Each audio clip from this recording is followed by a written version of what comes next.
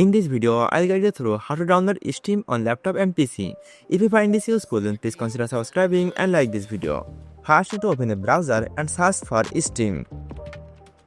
Now open the first website. After come to the Steam website, then click on Install Steam. And then click on Install Steam again. Then the Steam will download on your computer. Once the download process is complete, then you need to double click on it to install it on your computer. Now click on Next and choose your language and click on Next button. Now click on Install. Now click on Finish.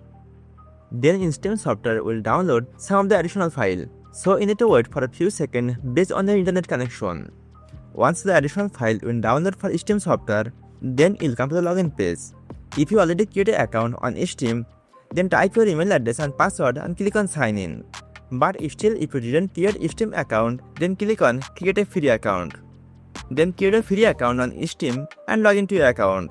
By following this easy tutorial, you can easily download and install Steam on your computer.